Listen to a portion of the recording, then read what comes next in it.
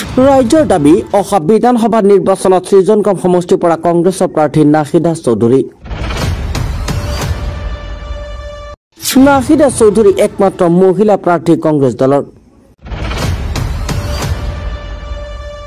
নাহিদা চৌধুৰীলৈ উৎসাহিত সৃজনকাম সমষ্টিৰ ভোটাৰ। সৃজনকাম সমষ্টিত আগন্তুক বিধানসভা নিৰ্বাচনৰ পূৰ্বে স্থানীয় ৰাজনৈতিক পৰিৱেশত নতুন উৎসাহ সৃষ্টি কৰিছে নাহিদা চৌধুৰীৰ নাম। সংখ্যালঘু ৰাইজৰ মাজত দীৰ্ঘদিনীয়া কংগ্ৰেছ সমৰ্থনৰ পৰিপ্ৰেক্ষিতত বহু ভোটাৰে এইবাৰ এজন শক্তিশালী শিক্ষিতা আৰু জনপ্ৰিয় মহিলা নাহিদা চৌধুৰীক প্ৰতিনিধি হিচাপে বিচাৰিছে। নাহিদা চৌধুৰীয়ে সমাজসেৱা, শিক্ষাৰ প্ৰসাৰ আৰু মহিলা স্বাৱলম্বনত দীৰ্ঘদিন ধৰি কাম কৰি আহিছে।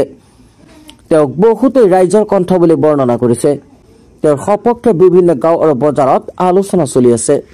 আজিৰ পৰা ভাৰত স্বাধীনৰ পিছত প্ৰায় ৭৯ বছৰ হৈ গ'ল।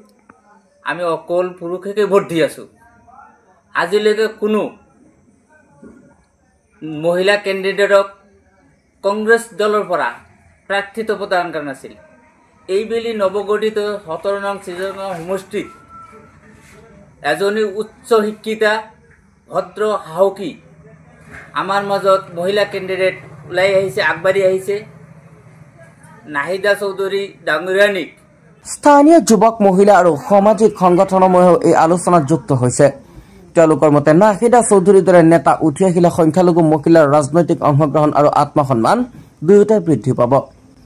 কংগ্ৰেছ দলৰ স্থানীয় নেতৃত্বই যদিও আনুষ্ঠানিক মন্তব্য কৰা নাই, কিন্তু দলৰ ভিতৰত নাহিদা চৌধুৰীৰ নামটোত ইতিমধ্যে সদ্ভাৱ আৰু আলোচনা আৰম্ভ হৈছে। মুঠতে সৃজনকামৰ বিধানসভা সমষ্টিত ৰাজনীতিৰ এই নতুন দিশে এটা সুকৌশলে সমাজ সচেতন আন্দোলনলৈ ৰূপ লৈছে, য'ত নাহিদা চৌধুৰী হৈছে নতুন প্ৰজন্মৰ আশা আৰু সংখ্যালঘু মহিলাৰ প্ৰতীক। মোৰ এই যাত্ৰা কেৱল পদৰ বাবে নহয়, যোগ্য ব্যক্তিক প্ৰাপ্য সন্মান দিয়া, লগতে মহিলাসকলক সমাজত উপযুক্ত সন্মান আৰু মৰ্যাদা সহকাৰে আগুৱাই নিয়া।